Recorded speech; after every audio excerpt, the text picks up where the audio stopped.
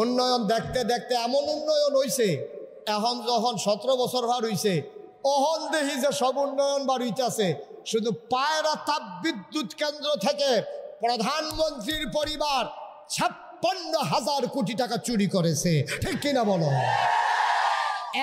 একটা প্রকল্প থেকে যেই পরিমাণের টাকা এই বাংলাদেশ থেকে পাচার হইছে, এই পরিমাণ টাকা যদি বাংলাদেশে ব্যবহার করা হইতো তাহলে আপনার ফিস রাস্তা না, এটারে যদি যে আমি এটারে সোনা দিয়ে রূপা দিয়ে মোড়াই দেয় এমনি আগাইলেন গেল, যেই টাকা বাংলাদেশ থেকে পাচার হইছে লক্ষ লক্ষ হাজার কোটি টাকা। আমরা দেশে দেখবেন নির্বাচন আইলে দেখবেন কত আগাইয়া কথা কয়, কারে ভোট দিচ্ছেন নিয়ে আমার দেখেন না, আবার কারে নিয়ে এমপি বানান, কারে নিয়ে মন্ত্রী বানান, আমার মতো মানুষরা দেখেন না। যদি আমারে আল্লাহ আল্লাহ করে মন্ত্রী বানাইতেন পারতেন, এমপি বানাইতেন পারতেন, দেখলেন ঘরের ফইডা বেড়াইয়া ফিস দিয়া কালা করা লাগবে। আরে বাবুরে, কেউ কয় গাড়া পর্যন্ত করব, কেউ কয় বেগনাবাদ পর্যন্ত, বেগমাবাদ পর্যন্ত করব, কেউ কয় এই যে গুলদা শাহ আলমরা বাড়ির গাড়া দিয়ে গুলদা ফরসিবাদ যে রাস্তাটা গেছে ওখানে যেটা তারা অলিউল্লাহরা বাড়ির সামনে দিয়া এমনি না হইলে কইরা দিব, এমনি না কয়। আর এবারে দিকে করে ঘরের ফইডা বেড়াই বিলে ফাঁকা করে লাগবো, ফলা হয় না। এই কথা হইল না, বুড়া বেড়ায় কয় জীবনে তো অনেকে আমরা ভিতরে দাঁড়াইতে আইছে, কিন্তু এত আজ্ঞাইয়া তো কেউ কইসা না। খিচালা এবারে যখন বেশি আজ্ঞাই না খিচালা এবারে দিছে, বুট করছে ফার্স্ট গেছে 6 মাস পরে এবার আর বাইক গেছে বুড়া বেড়া নাতিরে লইয়া, এমপি সাহেব আপনারা কইসলেন আমরা ঘরের দরজাত কিতাবিলে ঢাল দেন, কবে নির্বাচনের আগে রাইতার 2:30টার সময় ঘুমেরতে তুললেন, আপনি কইলেন আমরা ঘরের দরজাত বেড়ে কিতা ডাইলা কালা করে লাগবেন। নির্বাচনের আগের কথা লইনি হন আর্তাছে, আমরা ভোট ফাউন্ডের লেগে কত কথা কই, সব রেডি শুনেন ঘিরতেন আপনি, নাউজুবিল্লাহ কইতেন না। আহারে মুসলমান, আমার কথা এই জায়গাত না, আমার কথা হইল তুমি যেটা ফারতা না এটা তুমি এত আগাইয়া কল ফিরতা, তুমি জানো এটা আমি ফারতাম না, তো এত কথা কনের দরকারটা কি? তা বড়বড়াইয়া মুহিদে আইলে কইলে সারবো, প্রতিটা কথার জন্য আল্লাহর কাছে জবাব দিতে হবে নাকি হবে না? তুমি ফারতা না যেটা, এটা তো কোয়ার দরকার নাই আব্বা, তুমি যে দূর ফারবে দূরে কও না, তুমি খাওয়াইবা আমারে নিরামিষ দিয়া, তুমি কইতেছো আমাদের 60 জাতের গুস্ত দিয়া খাওয়াইবা, এই মিশা কথা কোয়াটা তোমার দরকারটা কিটা? আমি নিরামিষ শূন্য রাজি হইলে তোমার বেদ্যর গুস্ত খাইতাম, আমি যাইতাম না, তুমিও দোষী না আমিও মুক্ত, শেষ কথা। তো একটা মনে পড়ছে নাকি কইলে তা না, এটা কনে লাগবো, তোমরা না কইলেও কইতে হইব, এটা অলি কইলে তা রবিশ ভাই কিন্তু কইলে যাবে এটা কথা না, তো কই এলাই হ্যাঁ মার হাবা কয় না রে। ওই চিড়িয়াখানা এক বেডি গেছে বান্দর চাইতে, এমনি গেছে তো অন্যতম বেড়াইয়া চাইব, বাঘ ভাল্লুক হরিণ যা আছে সবে তো চাইব, চাইতে চাইতে চাইতে চাইতে বান্দরের যে শেড আছে, বান্দর যেখানে আছে এটার সামনে গেছে, তো গিয়ে দেখে বেডি কেউ ওই বাদামিটা দিয়া দেয়, তো বান্দর এটা লই আবার খায়, আবার এরকম করে এটা করে, তো এবারে সুন্দর লাগছে আর কি। কেউ আবার বিড়িটা দিয়া দেয়, তো বান্দর আবার বিড়িও টান দেয়, তো এই দিক দেখেছে বেডির কাছে সুন্দর লাগছে, বেডি কয় আমি কিতা দিতাম, কিতা আছে সাইয়া দেখে আম আছে, এবেডি আম কিনছে, কি কিনছে, তো এবেডি একটা আম বান্দরটার ইডা দিয়ে দিছে, পরে বান্দরটা করছে কি আমটা আত লইয়া মোহনা দিয়া ফিসে দিয়া নিয়ে ধরে রাখছে। তো বেডি একটা অপমান হয়েছে না, দেখছো নি সকলে বাদাম দিলে খাইয়ালায়, বিড়ি দিলে খাইয়ালায়, আর আমি আম দেখতে এটা ফিসে দিয়ে ধরে রাখছে, আমার সরম দেওয়ানের লেগে এই শয়তান, এই বান্দরটি আসলেও বেশি বান্দর। এই বেডিয়ে সেইটা বান্দরের যে দায়িত্ব আছে হেবাটা ডাক দিয়ে আনছে, আপনার এই বান্দরের দায়িত্ব কি আপনি আছেন? কয় হ, কারণ বান্দরটি সাংঘাতিক বেয়াদব। কয় কিতা করছো? আমি আম দিছি খাইতো, এটা নিয়ে ফিসে দিয়ে ধরে রাখছে, এটা আমার জন্য কত বড় অপমান না? কাফা আপনি অপমান মনে করেন না, এখানে একটা ঘটনা আছে। কয় কি ঘটনা?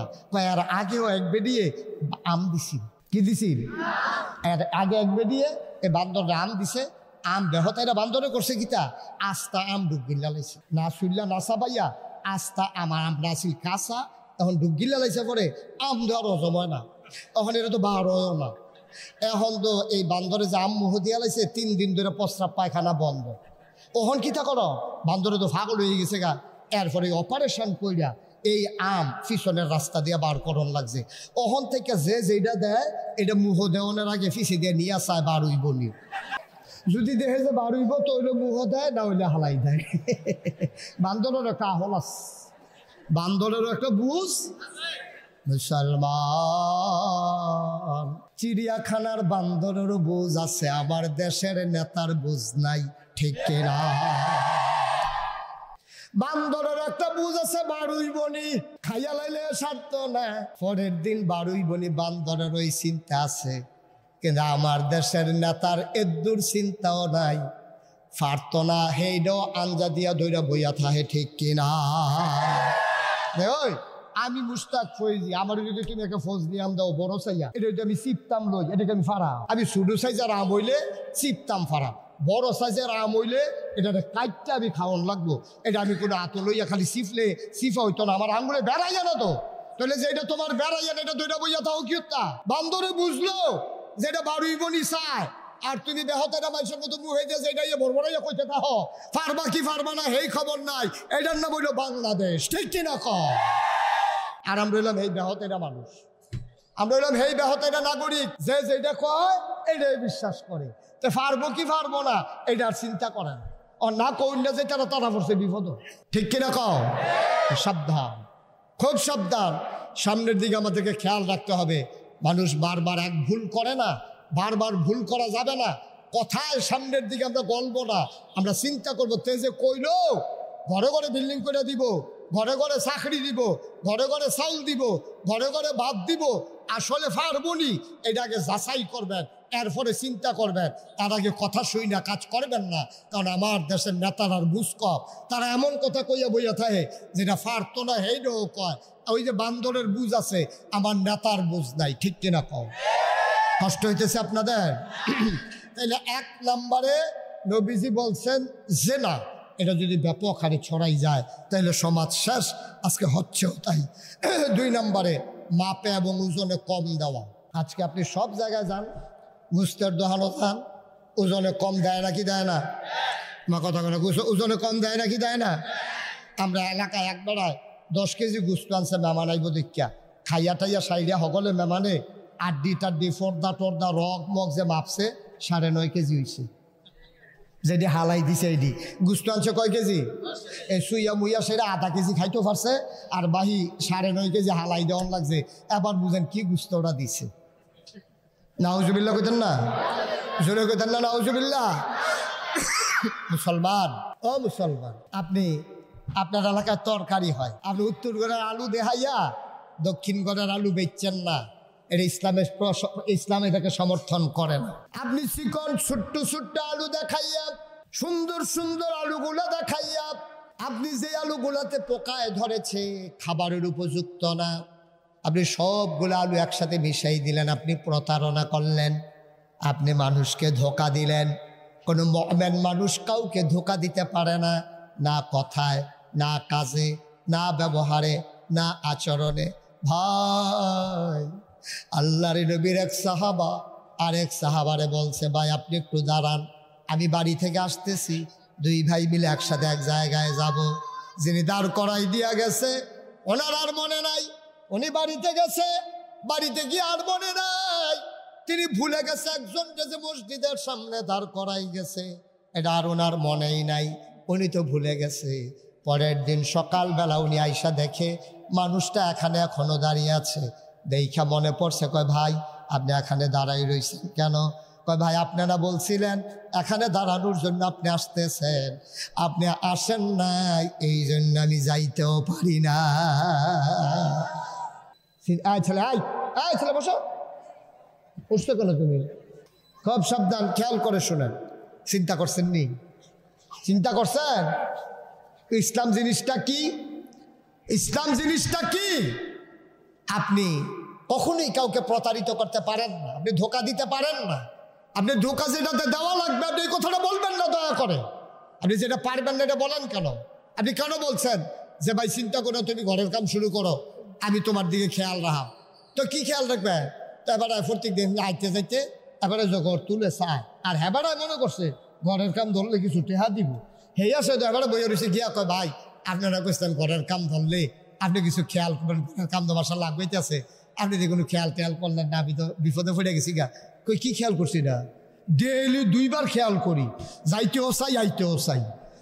এই খেয়াল বাড়ি যে এই খেয়াল না, এবারও মনে করছে কিছু টেহা টুয়া দিবে, আপনি প্রতারিত করেছেন, আপনি ধোকা দিয়েছেন, আপনি মানুষটাকে তাকে আপনি এই মিথ্যা আশ্বাস দিয়েছেন। তাইলে 2 নম্বরে আমাদের সমাজে এখন সবচেয়ে বেশি জঘন্য অপরাধ শুরু হয়েছে, মাপে এবং ওজনে কম দেওয়া। এটা কিন্তু আমাদের জঘন্য কারবার। আপনি জায়গা কিনছেন, শহরে যদি 5 শতক জায়গা কিনেন, আপনি 5 শতক জায়গা বুঝতেইতেন পারতেন না। আপনি দেবিদ্বারে জায়গা কিনেন, এই জায়গার মেলে তো শহীদ ভাই কত করণ লাগে, কিনছে 5 শতক, গিয়া দেয় ফুনে 5 শতক, গিয়া দেয় 4.5 শতক, আরেকবার কিনছে 5 শতক, এবারে দখল দিয়ে রাখছে 5.5 শতক। এই কারবার বাংলাদেশও নাই। আমার কথা আসেনি এই কারবার। কি কারবার করছেন আপনি? বাহির দিনের খেত পাইছেন 6 ঘন্টা, 1 বছর পরে ভাবতে গিয়ে দেয় 7 ঘন্টা হয়ে গেছে। আমি তো কয় সব জায়গায় তুই কম পাই, আন্নের খেতের তোরা বাড়লো কেমনি? এবারে আইস দিয়া কয় কস কাটতে 4 গুণ দিয়া বছর খানেকের মাথা এবারে 1 ঘন্টা বাড়াই লাইছে, 6 ঘন্টার 7 ঘন্টা বাড়াই লাইছে। আব্বা, কিয়ামতের ময়দানে মাসালা শুনো, তুমি যখন কিয়ামতের ময়দানে উঠবা, আল্লাহর নবী কয় কেউ যদি 1 বিঘত জায়গা দখল দেয়, কয় বিঘত? আমার কথা কেন, কয় বিঘত? 1 বিঘত জায়গা যদি আপনি কারোর কাছ থেকে অন্যায়ভাবে দখল দেন, কিয়ামতের ময়দানে পূর্ব থেকে পশ্চিম 1 বিঘত ফাঁসে, দৈর্ঘ্য হইল ফুট থেকে পশ্চিম, তলের ফেল হইল 7 জমিন, তলের ফেল কয় জমিন? এই সবটি মাটি আপনার মাথাতে একটা খাড়ি দিয়া, এত্রি মাটি আপনার মাথার দিয়া কইব নে, তোর যখন জায়গায় হয় না, তুই মানুষের জায়গা দখল দিস, এটি সবটি মাথাত লইয়া তুই আর কয়টা চাক্কা দেওয়ানোর পরে চিল্লেন দেখো ঘাটটা ভেঙে দেয়, ঘাটটা ভেঙে থেকে তখন এফারেস তারা কেউ প্লাস লাগো, দুনিয়াত আসলাকো, দুনিয়ার দল নাই ক্ষমতা, তুমি আরেক বেটার জায়গা দখল দিয়ে বইয়া রইছ, আরেক বেটার সীমানার ভিতরে ঘর তুললে বইয়া রইছ, জায়গা বেচছ 6 ঘন্টা, বুঝ দাও 5.5 ঘন্টা। এই বাংলাদেশে এই প্রতারণা আছে বহুল পরিমাণে বেড়ে যাওয়ার কারণে আল্লাহর নবী কয় ধ্বংস, ঠিক কিনা কয়? গেল কটা কথা করে মুহূর্ত করে গেছে। 3 নম্বর হলো জাকাত না দেওয়া। এর আজকে জঘন্য আকারে ধারণ করছে। জাকাত না দেওয়া, ভালা বেড়ায় জিজ্ঞেসি জাকাত দেননি, কি জাকাত দেয়নি?